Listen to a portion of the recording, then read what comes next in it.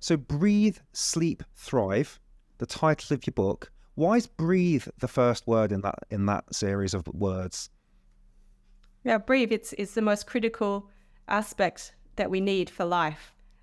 So we need good functional breathing, and it's something that's super overlooked. Yeah. Without good breathing, we don't have our optimal health or our optimal sleep. Yeah. And when did you start to realize the importance of the breath? At what point in your journey did that become something you started to look into more? Yeah, it was really my husband snoring. So, about 12 years ago, I was prompted to find out more because of my husband snoring. At that time, I thought, oh, it's just a noise, but it's a pretty irritating one. And I understood that dental sleep appliances could help with people who had snoring. And so that's when I enrolled in Australia's first dental graduate diploma program in sleep medicine. And so that's how I learned about it, really recognizing that snoring is actually a symptom of a bigger problem, which is a poor airway and breathing. And it could be linked to sleep apnea and a lot of other chronic health conditions as well if it's unaddressed. So that really was what got me going into this area. How's his snoring now? It's gone up and down, and I think he's looking at new things at the moment. So he is looking to get a nasal surgery. So yeah, it's not Okay. great. Hmm. But yeah, it is something that is quite problematic to deal with, especially as an adult. We don't have as many options. And that's really why I am very keen on promoting recognition of these problems early in childhood, because it's a lot easier to manage and to change the trajectory of a child's breathing right into adulthood. Yeah, no, for sure. And let's go there then, because this is super relevant to me. I've got a 17-month-old, and I was on your website earlier. I'm just going to read out something that it almost was like a slap in the face in terms of like, whoa. So there was a testimony that said, my son began showing signs of airway issues as early as 18 months old, so almost the same age as my kid. But I didn't know it, and neither did his paediatrician. As of 1 year, he developed eczema, food and environmental allergies, and by 3, he developed exercise-induced asthma. So my son's recently started to get eczema on his face. He had a big allergic reaction to shellfish. His breathing seems pretty good, but I just thought, whoa, talk to me a bit about what's going on, because I just assumed that these issues would present themselves much sooner than like 1 year, 1.5 years. My son was tongue-tied, and he had his tongue tie cut at 8 weeks. He seems to nasal breathe quite a bit. He's still breastfed at 17 months. But if you could just break down a bit more about why are these problems presenting around that sort of age and what's going on? Yeah, in terms of those allergies, well, when it comes to problematic nasal breathing, one of the biggest causes or contributors to that is allergic rhinitis. So when we have that nasal congestion that comes with it. But we also know that by the time a child presents with allergic rhinitis, there may be earlier clues, because there is a thing called the allergic march, where we have almost a sequence of allergies that appear. So it could start with allergies like milk allergies. Sometimes this comes up in little pimples on a baby's face. And then, other food allergies and asthma. So all these symptoms can be very linked. And people often get them treated individually, but they're all parts of this inflammatory, allergic march. And so I think to recognize those issues could be a warning sign that a child may have the allergic rhinitis and difficulties with breathing, because that doesn't present till much later. Okay. And what are the main reasons that children are suffering with their breathing that you've seen? Yeah, from what age? Yeah. From I guess, yeah, from just in general, maybe if we say, well, why are we even having the conversation about children's breath? What environmental factors are contributing to this, in your opinion? Because obviously, we've evolved.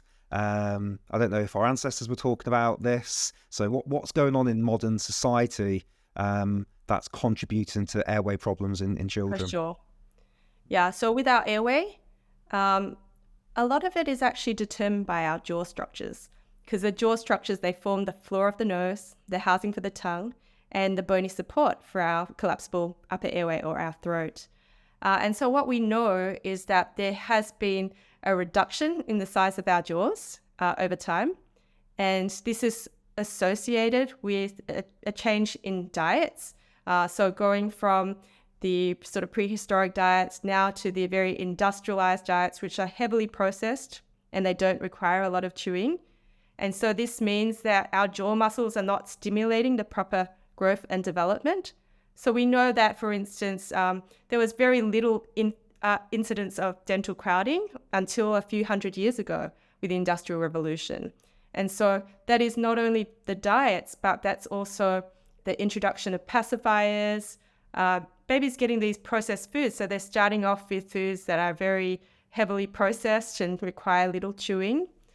And also there is reduced breastfeeding. So prior to that time, fossil records show that babies were often breastfed for up to 3 years. So they were exclusively breastfed for 6 months, and then they actually continued to breastfeed for the next few years, which also stimulates really good jaw development. It fully utilizes the tongue and the muscles to develop those jaws properly. We also know that now with modern living, we're living a lot more indoors and we're picking up a lot more viruses and allergies. So all these things are affecting the way we breathe, and we're breathing more with our mouth open. So again, this changes the way that the mouth muscles are working, and it reduces the functional stimulus for those jaws to grow sort of widely, broadly, and forward as well. And so with this shrinking of the jaws, we're going to have more problems with our breathing. And we can see that, each generation there's increased incidence of these crowded teeth. It's almost a rite of passage now that children will have to get braces. And that's really a symptom of poor jaw development. And our jaws really are the framework for our airway. I've never been able to get an answer to this question. When it comes to a pacifier versus not versus breastfeeding, but a pacifier and breastfeeding, my assumption was they're sucking on something all day. Surely that's going to help. Why is the pacifier making things worse, even though there's a sucking motion going on? Yeah. Well, in terms of the top jaw, for instance, it's largely influenced by the tongue and how the tongue is working. And so for optimal palate development, we need really good tongue suction. So the tongue to palate suction during sucking, swallowing, and breathing. And so the tongue, as it raises up, it's actually providing that functional stimulus for the jaw to grow well. And so we really want the palate shape or the concavity to actually match the convexity of the tongue. They should be a perfect fit. Much the same as how the brain and the skull grow together, we want the tongue and the palate to grow together as well. And so when we introduce a pacifier, what's actually happening is we're actually lowering the tongue posture. And so in addition to that, we are actually increasing inward sucking pressures. And so these pressures distort the palate. So it actually makes it higher and narrower. And in the first year of life, it's when jaws are the most malleable. And so if we use the pacifier, even if it's only for nighttime, it's a significant proportion of the day where the muscles are not providing that functional stimulus. And we're going to have more orthodontic problems or poor palate development with that. And so it's really related to the intensity, frequency, and duration. So it's really important for parents to recognize if we're going to use a pacifier, it really should only be to help settle a baby. And we should try our best to soothe and remove, because the longer it's in there, it's altering the way the muscles are working and it's altering the swallow pattern. Gotcha. So there is still sucking going on, but it's the wrong kind of sucking. Wrong kind of pressures. It's utilizing the cheeks rather than actually allowing that tongue to provide that suction across the palate. Okay. So breathing into sleep, I'd love to get your thoughts on this. How is the breath affecting the quality of sleep? Yeah, well, I think that if you try to snore with your mouth open, it's a lot easier than with your mouth closed. So when we close our mouth and we have our tongue sitting high inside the mouth, we're going to have a more stable airway.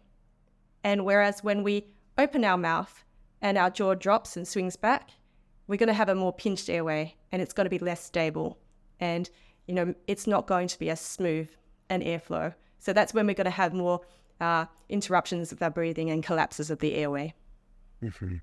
And so with adults as well, when we get that snoring, because there's a couple of types of snoring, right? There's that, but there's also like you can snore with your mouth closed, can't you? And you get that like horrible back of the. Um, what does that do to sleep quality then? If you've got a mouth breath or just because I've heard things Right. like you're going to Yeah, struggle to get into the deeper levels of sleep, like you that's might right. not Yeah. get as much REM or you might not get as much deep sleep. Is there any truth to that with disruptions of sleep? And if so, maybe expand on that a little bit more. Why would that affect those particular levels? Well, when we have our mouth closed and we have that more smooth laminar airflow, it's less interrupted. However, if we have a more turbulent airflow and it's harder to get the air flowing, it's going to be more disruptive. And so we're going to get in and out of that deep to light sleep. And that sleep fragmentation, it's actually going to affect the quality of our sleep. It's not going to be as restorative. So we know, for instance, there's some research to suggest that even children that mouth breathe, not necessarily snore, they have an increased risk or there's an increased prevalence in ADHD type symptoms with their attention and concentration. And that's really related to the fragmentation of their sleep because of that interruption from their breathing. So could that then, if you link that back, would you say that, well, actually the ADHD is actually just tiredness, or is there also another level where the brain's not getting its restoration, and so the brain's not operating? So is there something more than just the tiredness that's presenting as ADHD, or is there something else happening neurologically, do you think?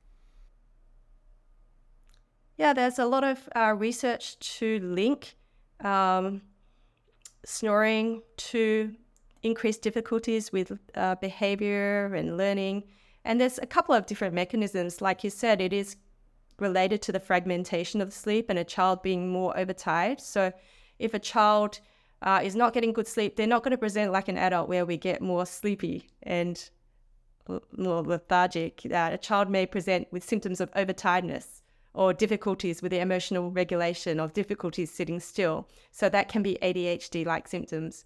And at the same time, we know that there's a lot of research to support that when children snore, there's actually alterations in their grey matter. So there's reductions in their volume. So we don't really know exactly the impact or how that's going to play out for each individual child. But yeah, there is that definite link that is occurring for children. Okay.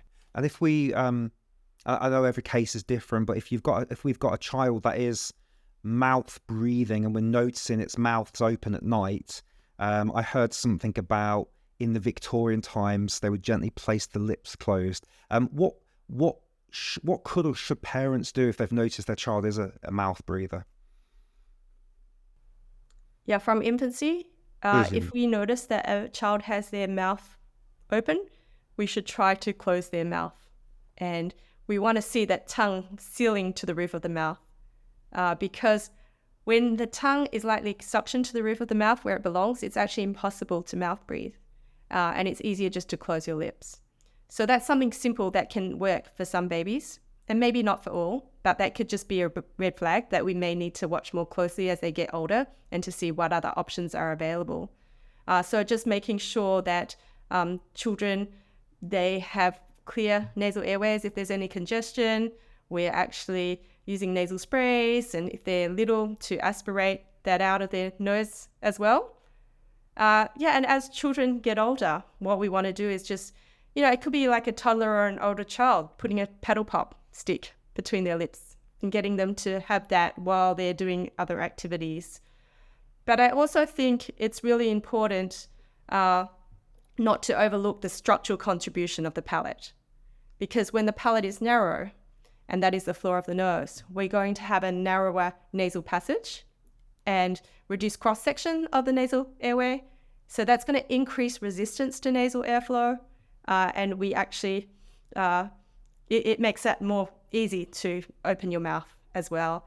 And yeah, different things like allergies, we want to really minimize the incidence by doing the preventive measures, making sure we have dust-free homes, not letting children sleep with their pets.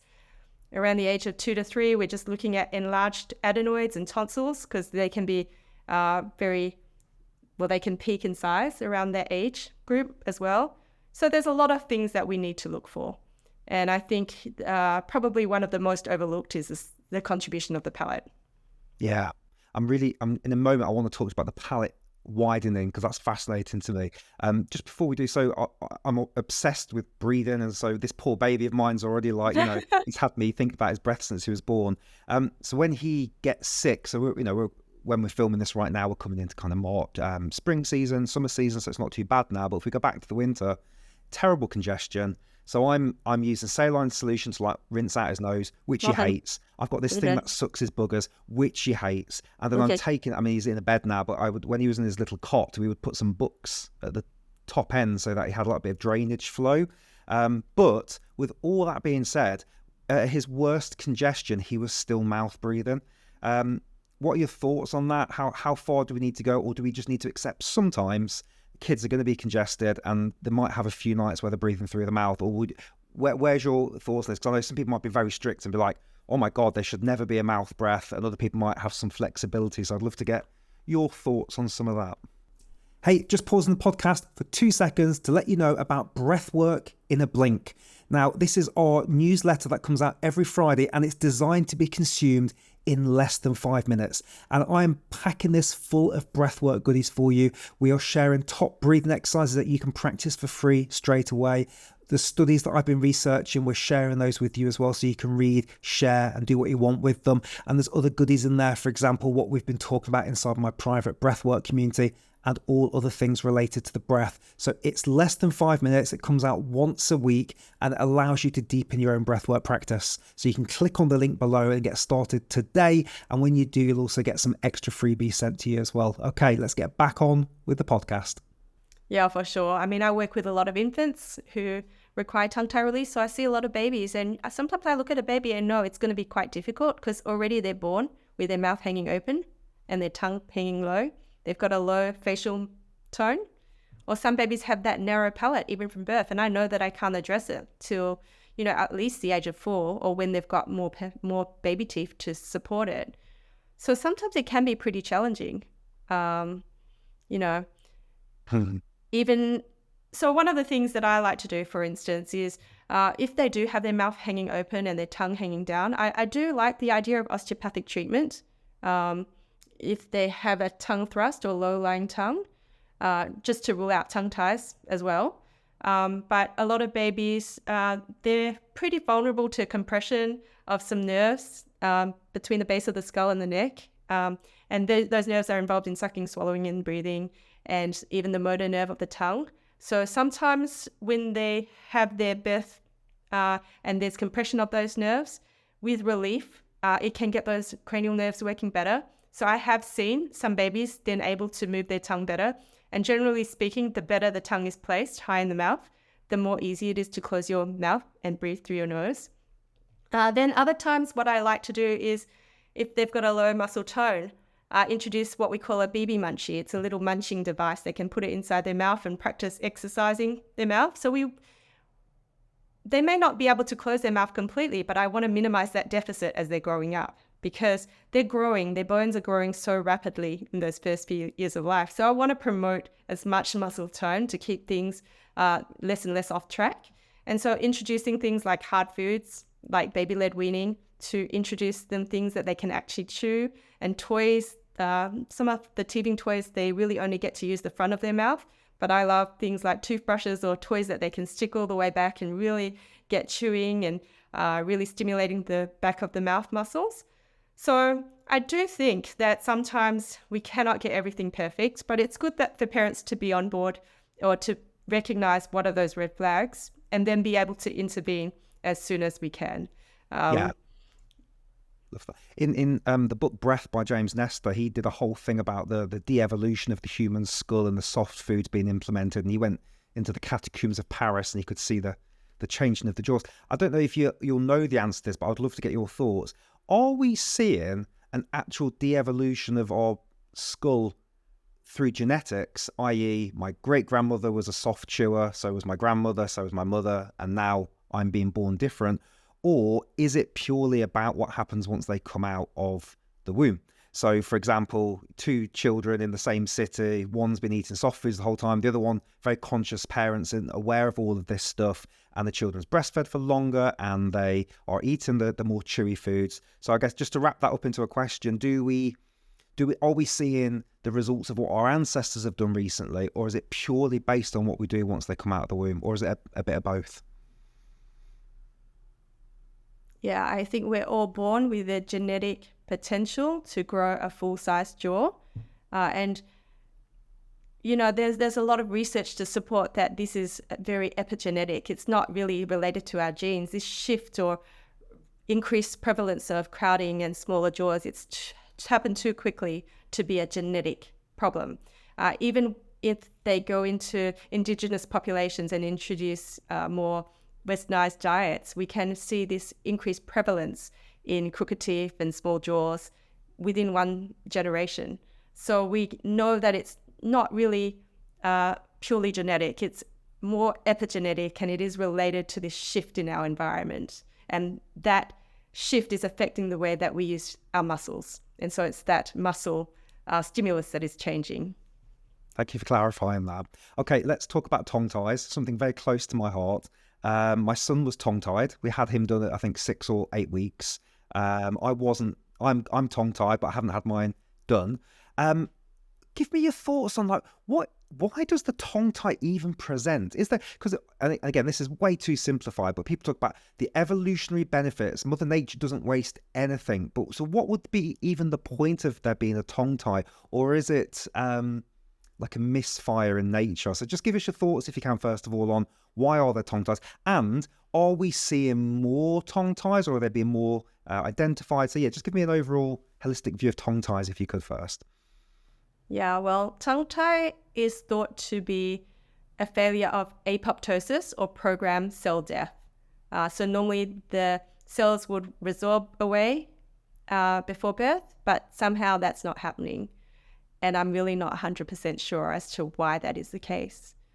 Is there an increased incidence? I'm not 100% sure either, because a lot of the research that's done on tongue tie, they're only looking for anterior tongue tie, or the tongue tie that is restricting all the way to the tip of the tongue. But now we know that even those more hidden ones, or sometimes they're called posterior tongue tie, they impact the elevation of the mid-tongue, which is so important for sucking, swallowing, and breathing, and good palate development. And so there's a lot more awareness of that now. And so we're definitely starting to recognize that a lot more. And I'm seeing, older patients, adults, and it's been very underdiagnosed. So it could be that we're just a lot more aware of it now that we understand the implications and how it can affect so many other functions beyond breastfeeding. And what are those other functions? So let's say we've gone past the breastfeeding phase and we've still got the tongue tie. What are those other challenges that present later? Well, even in babies, if you have a tongue tie and then you get around it by going onto a bottle, whether you're on the breast or bottle, we need it for good swallowing. We need the good tongue elevation. And sometimes if we have a tongue tie, we can actually swallow a lot of air as a baby.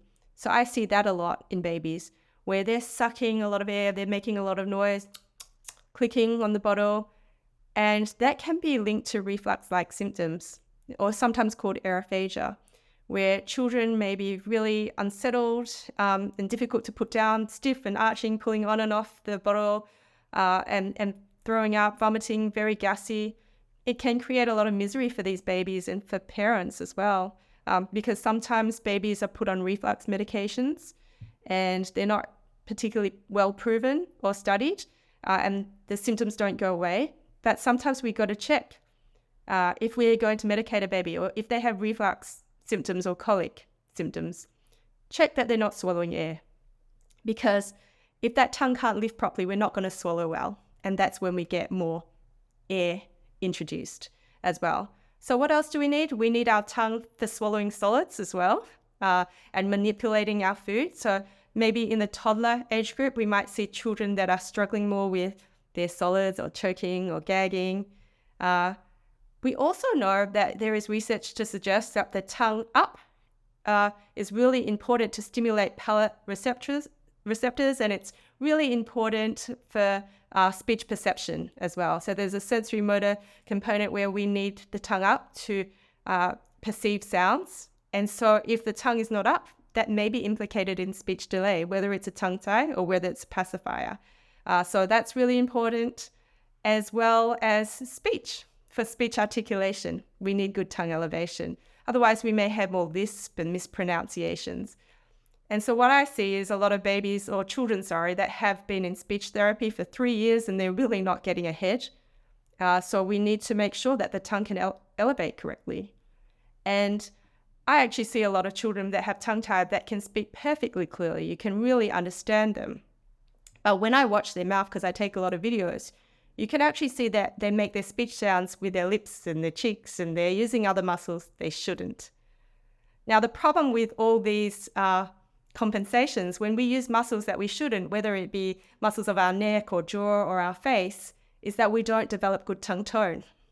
And why do we need really good tongue tone? Because we need good tongue to palate suction during sleep. When all the muscles are really relaxed, we want that tongue functioning well during childhood to develop that palate. But also the tongue, the bulk of the tongue is formed by the genioglossus muscle, which is the main upper airway dilator muscle. It keeps the throat open. So it needs to work well, and it will play out during sleep eventually down the track if it's not working well. When all our muscles are more relaxed, when that tongue is not sitting up and it's more down, that base of the tongue, it becomes very flaccid. And it's the base of the tongue that is more prone to obstructing the throat during sleep. And so, there is a lot of evidence now, or quite a few papers now, to link tongue tie to the development of obstructive sleep apnea. But we have to remember obstructive sleep apnea is a very end-stage problem, and it may not present till much later on in life. And so one of the earlier clues that can happen is a lot of teeth grinding, or it's kind of like a protective mechanism. So when we're young, we have a fight or flight response, a sympathetic nervous response, so that's really intact. And so anytime there is a narrowing of our airway, we have an arousal from sleep, from deep to lighter sleep, and like grinding to recruit the jaw muscles and to keep the airway open. So there's a lot of issues that can be associated with a tongue tie. But a lot of the time they get dismissed or missed because we compensate. We can use other muscles, and we can give babies bottles or give them shields. We can do this speech therapy. We can do a lot of things, but we also introduce these compensations that don't allow the tongue to do its most important jobs during breathing and jaw development. Wow. So this is where I really want to talk about adult tongue tie now, and the relevance to me. So I watched my son's tongue tie happen, and it was so elegant. We had the consultation. I was a bit scared, so we went away for a few weeks. My wife suffered with breastfeeding. We should have had it done there and then. We went back. It was very quick. Went on the boob afterwards, a little bit of blood, and I was like, wow, that was. I know they're not all like that. And he's got wonderful movement now.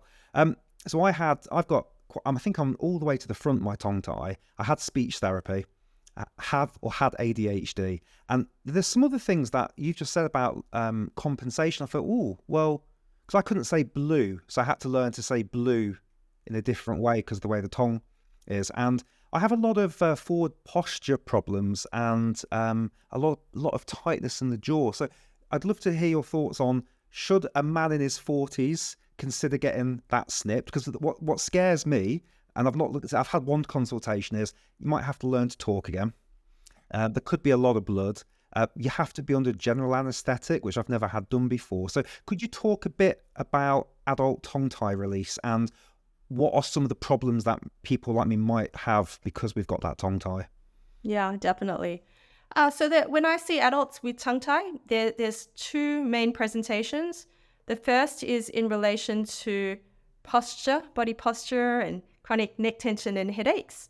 And the second is related to breathing, mouth breathing, and sleep issues. So how is a tongue tie related to headaches? Well, the tongue is really connected to the rest of the body through a connective tissue called fascia. It envelopes all the tissues in our body so that we can, have things moving all at the same time. But there's a deep line fascia that goes from the base of the tongue all the way down to our toes. And so if one bit, it's kind of like a stocking. So if one bit is tight, it actually affects or restricts the mobility in distant structures as well. And so I think with the hunchness, that can be very much related to the tight fascia from the tongue tie. But what I see a lot of is people that they can't lift their tongue. And so to lift their tongue, they actually have to use muscles of their neck. And so this actually can create trigger points inside the neck, which can lead to referred pain or headaches or even migraine-like symptoms. So for them patients, yes, I do believe that for a good amount of them, tongue tie release can be helpful. But there's a few other things that we need to take into consideration as well. And then the other symptom is really going to be the clenching, grinding, mouth breathing, those type of symptoms, and problems with unrefreshed sleep as well.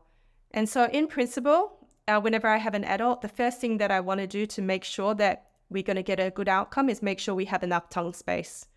We want to make sure that the palate is sufficiently wide enough to house the tongue, because a lot of the time there may be a very restricted or constricted tongue space. And so if we don't have a good tongue space, where is that tongue going to go? It may be more likely to obstruct the breathing and aggravate breathing problems. So we want to assess that there is enough tongue space, and if not, sometimes people will benefit from adult palate expansion to make that space, and that can also increase breathing improvements as well. And then when we do tongue tie release, the ultimate goal is really to get that tongue lightly suctioned to the roof of the mouth at rest. And to do that, we often will need to do a lot of myofunctional therapy to actually retrain where should the tongue sit, how should the tongue move to really restore some normal tone in the tongue. And so that's done through exercises and practice at home, and that myofunctional therapy helps to prepare for the tongue tie release so that we can establish what is actually restrictive and what is actually not just too weak and not knowing how to move.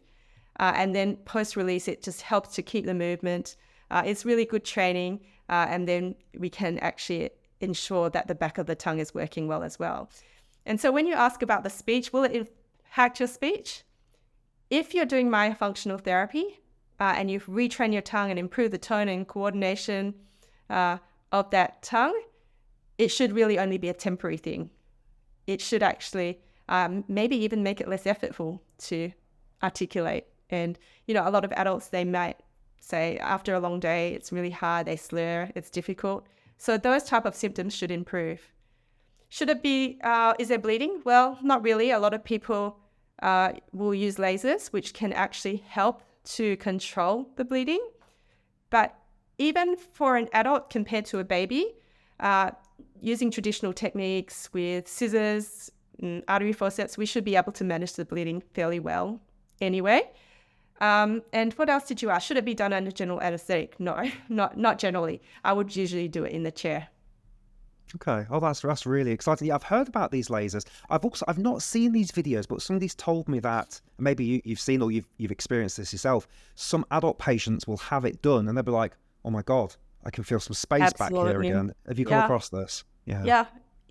It's interesting. Not every patient, but definitely because there's a restriction that's been there for so long. And that's why I really like to work with bodywork, be it osteo or chiropractic treatment, to work in combination to prepare the body pre and post release to get everything moving well as well. And yes, even from babies that have really tight restrictions or head turn preferences, and they've had a lot of chiro work and then the results plateau, the tongue tie release can be a missing link to actually improve the mobility. And so I've had a lot of adults report this.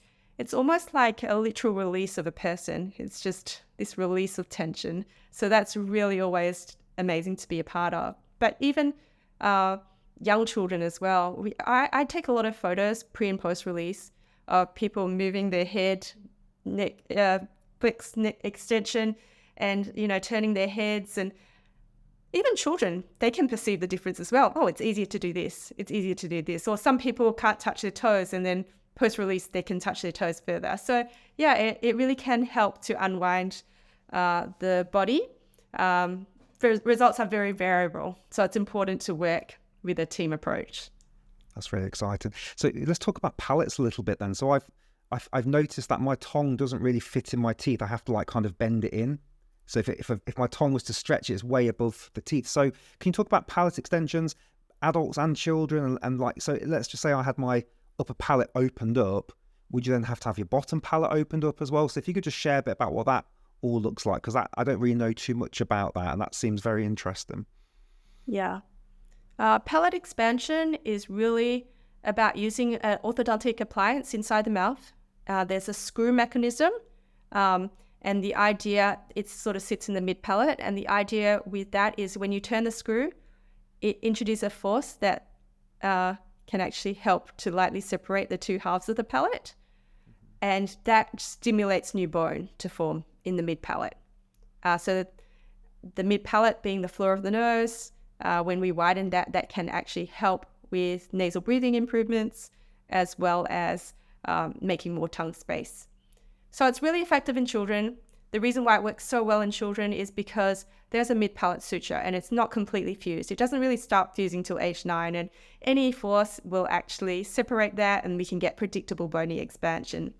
But then as we hit teen years and adulthood, that suture becomes really fused. And we've got to do other techniques to be able to achieve that. And so if we use traditional expanders in the non-growing people, it would tip the teeth, like the force would move the teeth rather than actually stimulating this bone expansion in the midline. And so to overcome that, and there's a lot more people doing it, there's mini implants or TAD supported expansion where there's tiny little screws that are drilled into the bone next to the mid palate. So in the height of the palate, next to the mid palate suture, and then a expander or screw mechanism can be attached to those mini screws. And so when you turn the key, instead of the teeth supporting the expander, the bone supports the expander, and that force is placed more directly across the palate. So the suture can open better and you can get more results that are similar to what you can do in childhood. So that is palate expansion. What was the next question again?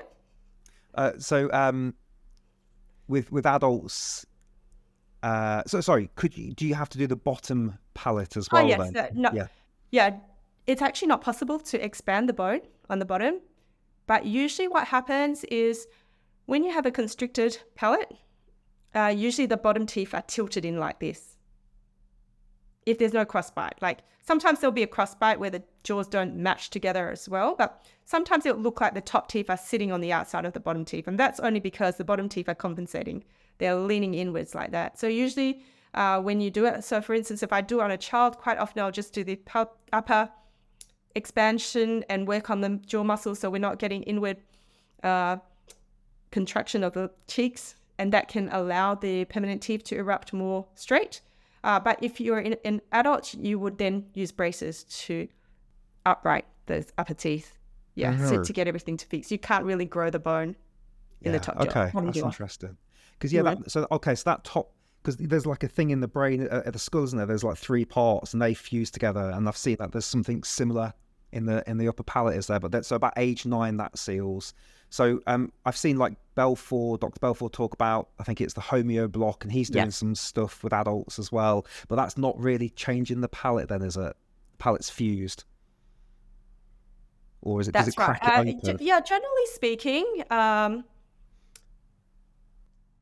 if we use the plastic appliances, they are not as reliable to get those bony changes, and they're not as quick. And they're not as well published either. So yes, people may have success, but for instance, if we have a very narrow palate and a problem with breathing and sleep and we want to get a quick improvement, we're going to go with the more well-documented approaches that are very well studied, and they have the evidence to support it. Now, sleep apnea is a fascinating one. I see a lot of clients with sleep apnea. Do you, and this is probably more for adults, I'm guessing now, so just to get your thoughts on this, the collapse of the tongue and the soft palate and any techniques. So might be like I've heard people use things like tongue Olympics as an example. I've heard of people doing stuff. What could people do if they've got sleep apnea in terms of breathing exercises and or tongue exercises to prevent some of that collapse? Any suggestions? Yeah, well, myofunctional therapy is exercises of the mouth and facial muscles to improve their tone. And so, yes, myofunctional therapy, it's about addressing trying to achieve correct resting tongue posture. So the goals are really to get the tongue lightly suctioned to the roof of the mouth, lips closed without strain, breathing through your nose, and better swallowing. So having the tongue elevated rather than poking forward and the lips and cheeks caving in. And myofunctional therapy is also used to help with speech and chewing and swallowing, so those functions as well. So we know that meta-analysis or research that has pulled together the results of multiple studies shows that on average, it can reduce sleep apnea by 50% in adults and 62% in children, because it's really important to help restore good tongue tone and nasal breathing for sleep. So yes, these exercises can be done as an adjunct, definitely, and you're best to consult with a myofunctional therapist to get some individual exercises. But where I think what can limit the results is really if you don't have good tongue space. So for instance, if the jaw is particularly narrow or it's particularly receded and we don't have space for the tongue to work well, we're not going to be able to do the therapy as effectively. Or if we have problems with nasal breathing, or if we have a tongue tie and our tongue tie restricts normal elevation of the tongue and we can't do that, tongue tie release can help improve the results of myofunctional therapy as well. Okay. I've heard people talk about the tongue on the roof of the mouth as a really important thing for stabilization. Do you have any knowledge around that? So I've heard somebody describe it as the tongue is the rudder of your ship. And if it's not in its resting position, balance can be off. And I've never really explored this because as a tongue tie person, I thought, well, I can't do a lot of that. So I've never really been that interested in it. But is there any truth to tongue position and other things other than just the breath? Is there other benefits to the tongue being in that position? Yeah, I perceive so, and I think there's not a lot of research or information out there for us to know, but it's listening to patients and what are they reporting as well. I also have heard an Italian researcher, Antonio Ferrante, he did a lecture in English once, so it was a really amazing treat. I actually watched the recording multiple times, but the tip belongs on what we call the N spot. So if we say N, this is where the tongue belongs. It shouldn't actually touch our teeth. And so our mouth is full of sensory receptors, and the highest concentration is on that N spot. And so he's published 4 textbooks on myofunctional therapy in Italian, but really he goes on to explain that when the tongue tip sits in that spot, it's involved in neurotransmission. So when it sends signals to the brain, and it then releases various chemicals, including dopamine and serotonin, that may be involved in balance. So he's actually documented, for instance, Parkinson's patients and their gait and how that improves when their tongue is on the spot. And so I've heard, people tell me their balance has improved, and I'm very open to it because I've seen this research done.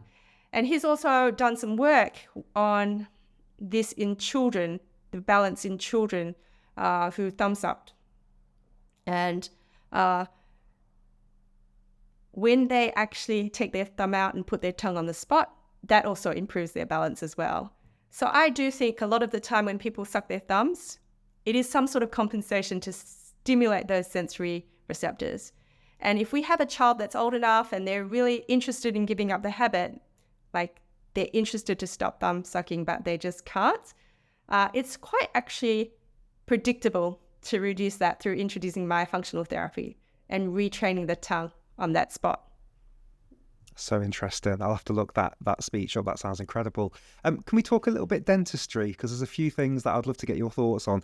How important is it to brush your little kids' teeth at an early age? And should you be using like proper toothpaste? Because I remember when my little one had his like first 2 teeth and he was, I don't know, let's say he was like 8 months. I was like, this isn't that important other than building habits. But now he's got quite a few teeth. And again, this is like, as a dentist, you're probably going to go, oh my God. But I'm thinking like, even now we don't brush his teeth every day. And I'm thinking other than the habits, like, and he's going to lose these teeth at some point anyway. How much should we be really getting in there? Because he doesn't like it that much. Should we be really trying to give those teeth a proper clean twice a day? What's your thoughts on all of this?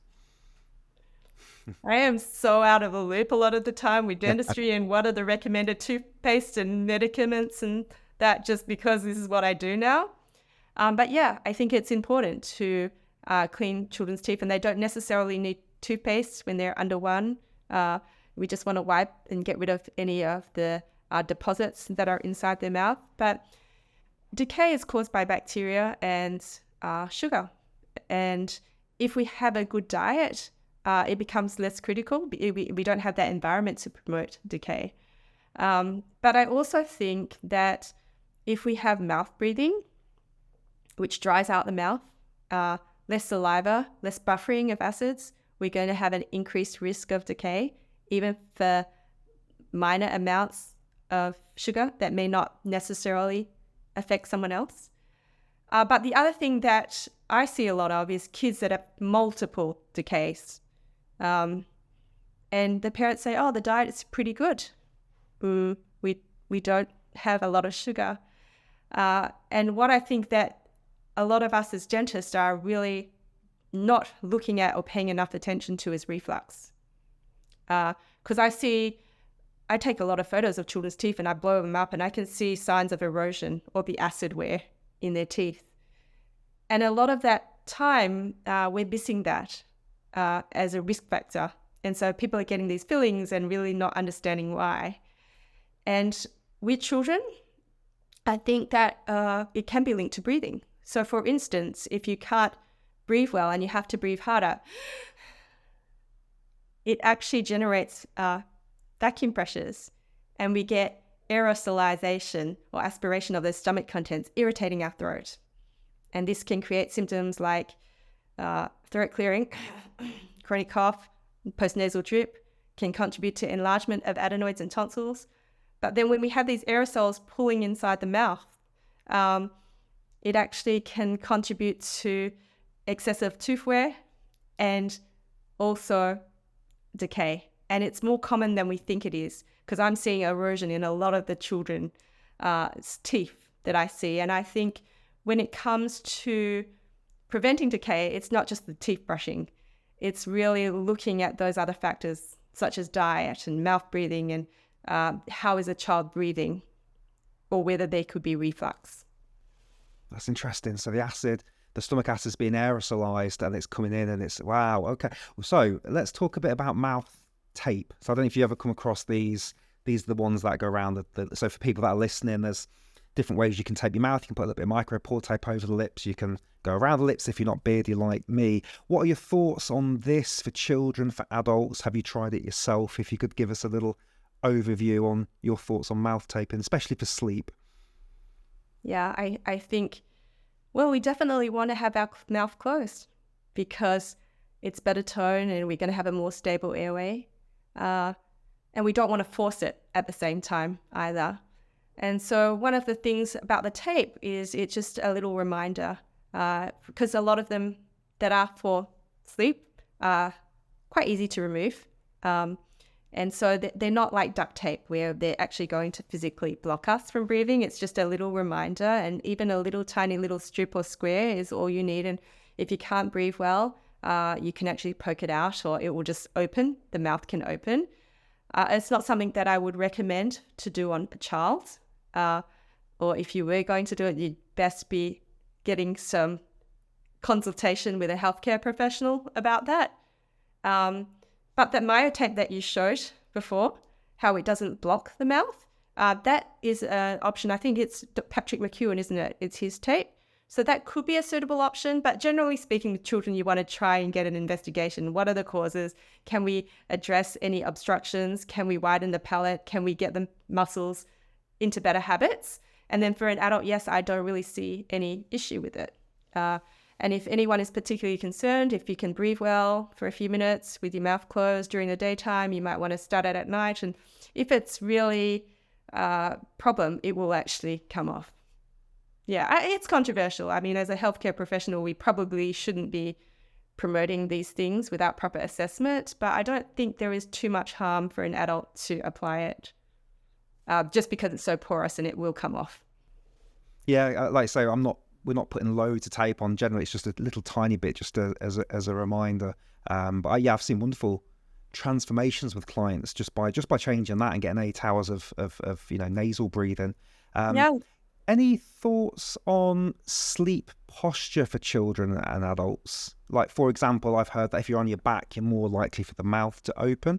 I don't know if there's any truth to that. So do you go down that route at all? Or have you seen anything on like, are you best on your side or on your belly or on your back, or it doesn't really matter, we need to fix what's in the mouth? What I do know is that when I inquire with parents about their child's sleep position, one of the red flags for me is a child that sleeps on their stomach, or sometimes even with their bum in the air. So anytime a person sleeps on their stomach, I'm kind of starting to think, I wonder what their tongue is doing. Because if our tongue is lightly suctioned to the roof of our mouth, it shouldn't really matter what position we sleep in. But if our tongue is low-toned or not postured correctly, on our backs, it may be more prone to blocking our airway when all our muscles are floppy and relaxed. So sometimes sleeping on our stomach can be quite protective against that airway obstruction. Yeah. Yeah. But yeah, we kind of know that when we sleep on our sides, like if someone's snoring, like husband, just toss him over a little bit, it's better for their breathing. Usually that is an indication that the tongue is not really quite sitting where it needs to be. Gotcha. If they are breathing better when they're on their side. So you've done a lot of research, I'm sure, on the benefits of sleep and what good sleep is. I read a couple of books on sleep a few years ago and it destroyed my sleep. I had this weird phobia or anxiety of poor sleep after I started to learn the consequences. And I'm going through that again now because I recently picked up a sleep tracking ring and I'm seeing my sleep scores every day. And with a 17-month-old, we co-sleep. He's got his own little mattress next to ours. So it's hard to get good quality sleep. What do? You as like somebody that has got all this knowledge, could you share with us a bit about your sleep routines and maybe give us some advice on how we can get better quality sleep? Mike, I think what you'll find is a lot of people that are involved in sleep medicine are actually not very good with their habits. So I know what should be done, but I don't necessarily think you want to hear what I do. That's fascinating. Yeah, I'm very guilty of that. I've recently gone down this route of like, okay, I need more deep sleep. So how the hell do I get more deep sleep? So I've been looking at, reducing caffeine and food before bed. Okay, that's fascinating. Okay. Obviously morning light. I think that's really important. Okay. Mm-hmm. Yeah. Mm-hmm. And I've started the red light at night as well. I think. I saw you've got a podcast on that, so that's on my queue as well. Yeah. Yeah. Red light, The light blockers as well have been a wonderful one for me. Popping those on at night. Yes, that's right. Yeah. I don't know how much they help, technology. But good placebo. Yeah. Yeah. Okay. And what? So let's talk a bit about the future then of orthodontics, of palate expansion, of tongue tie. Where are we going? Because I know reading some of your website and going through a couple of your previous podcasts, it seems like awareness and knowledge in the profession seems to be one of the biggest challenges to this. And I know when I spoke to Dr. Mew a little while ago, a lot of people tend to just take teeth out, say we've got extra teeth, they need to come out. So where are we heading, and are you hopeful for the future, or are you concerned for the future? Yeah, I mean, in the future, I really want people to understand that sleep is a key pillar of health. And, when we don't sleep well, we're going to have more problems with our health. And, traditional healthcare really takes care of things with surgery and medication, whether it be depression, diabetes, heart problems. I think we need to recognize that sleep is an important pillar of that. And how we breathe actually has a large determinant on the quality of our sleep as well. And so when it comes to our breathing, we should not underestimate the influence of our jaw structures, because they're really the outer framework for our airway. And so when it comes to orthodontic treatment or treating crooked teeth, we really need to recognize this is a jaw problem. It's a jaw insufficiency, and this equates to an airway insufficiency. We're going to have some sort of restriction in our airflow. So we need to recognize, rather than taking out teeth to solve the problem, we need to act earlier when children are growing to actually help their jaw structures grow correctly. So we need to not overlook the value of doing interventions like palate expansion, because I do a lot of that in our practice, and it's so impactful to help children breathe and sleep better. And not just the intervention with the orthodontics, we need to recognize that form follows function. And so it's the muscle functions, how they're working during sucking, swallowing, breathing, and speech and chewing, that actually influence the way the jaw structures grow. And so during those first few years of life, we need to pay special attention to this, looking out for issues like tongue tie, making sure that we can help promote the mechanical benefits of breastfeeding, so people are really informed to get the support they need if they're not able to do it and they want to do it. Minimizing pacifier use and promoting nasal breathing, because when we have closed mouth nasal breathing and our tongue up, that's going to promote optimal jaw development. So your question is, what is the future? It's really recognizing that early intervention is really key. And the first markers of problems is going to be oral dysfunction. So if we can get the muscles working in harmony and properly from the very beginning, that is the ultimate goal. And sometimes palate expansion, if we get in there early enough, that can improve the oral function. So we can actually help to promote better nasal breathing and tongue space so that we can get things working better. So I think the future is recognizing that we can really act very early on in life when a child is growing so much and when their brains are developing the most. Yeah. If someone's listening or watching to this now and thinking, oh, I need to get my child seen to or checked out, where should they go? Is it orthodontist, dentistry? Where would be their first kind of place they would go to get an assessment or get some support, do you think? What area would they go to first?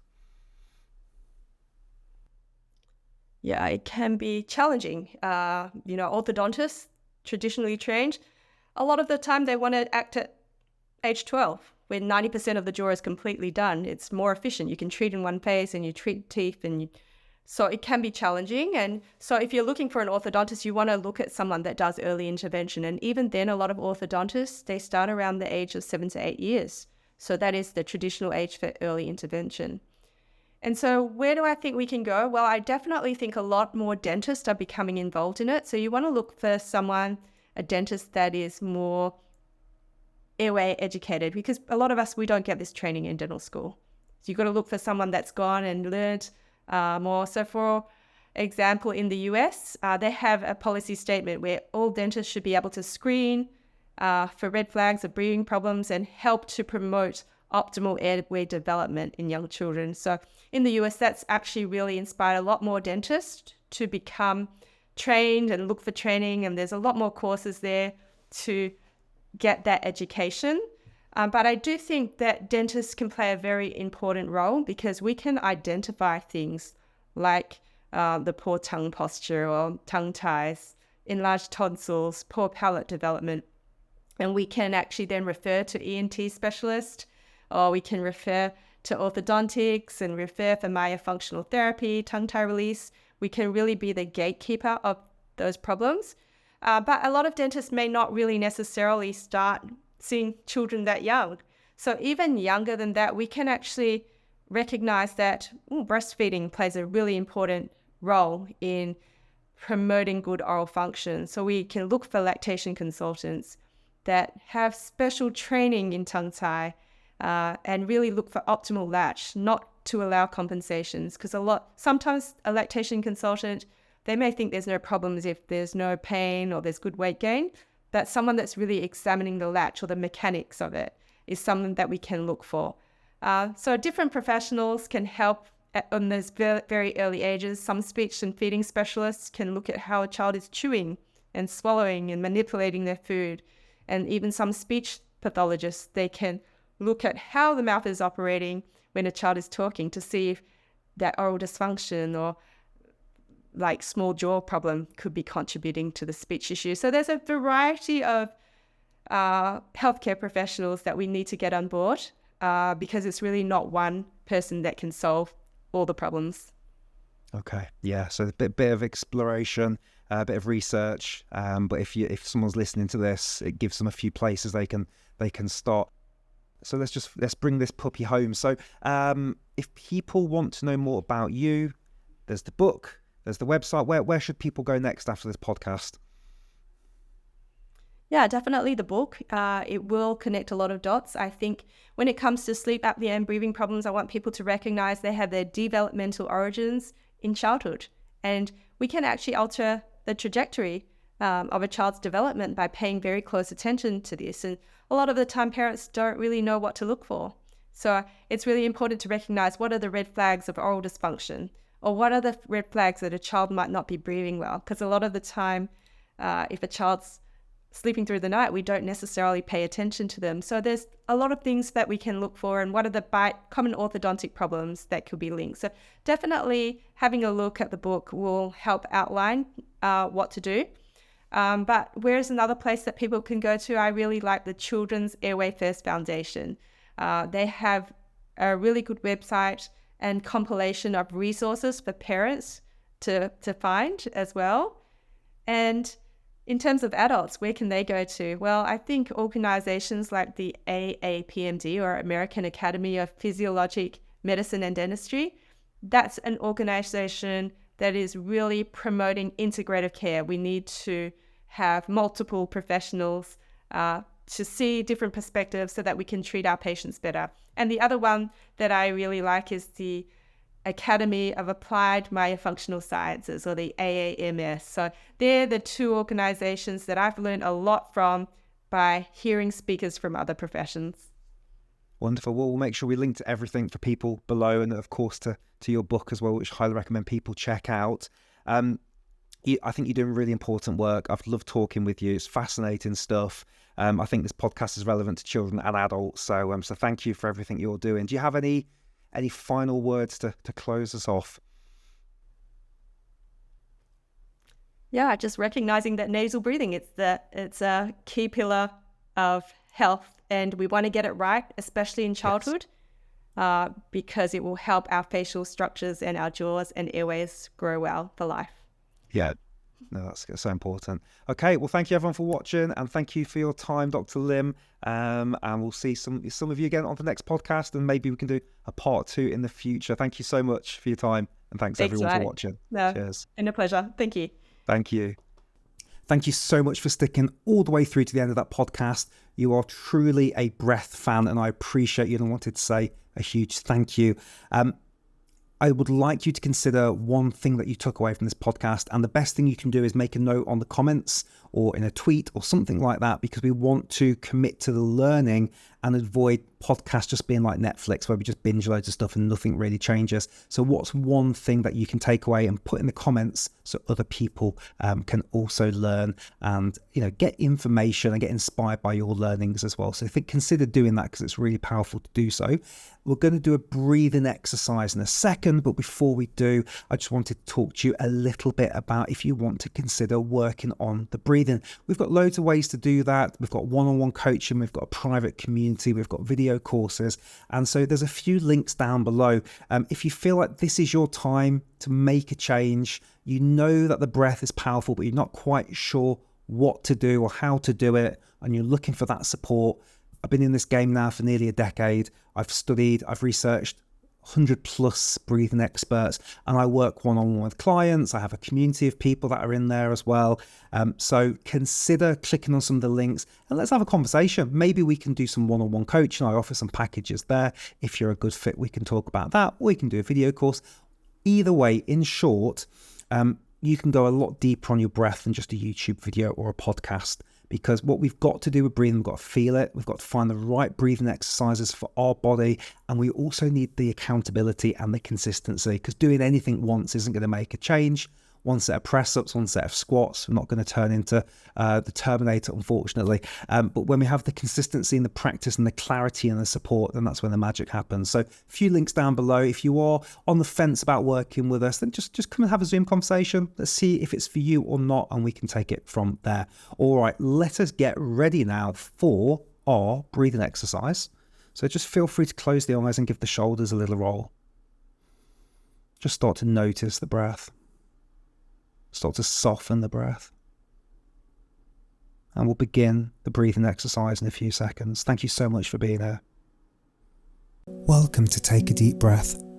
Today's breathing exercise is 4-7-8 breathwork, an incredibly simple and effective breathing technique to help you relax during the day or fall fast asleep at night.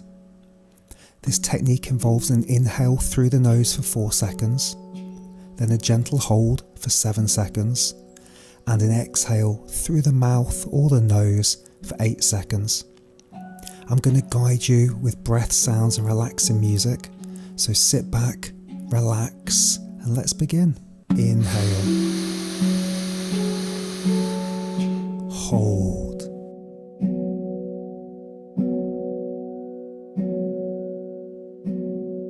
exhale.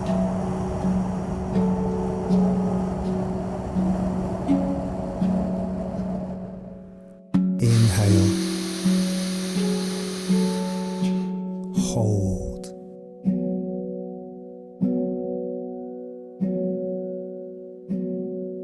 exhale,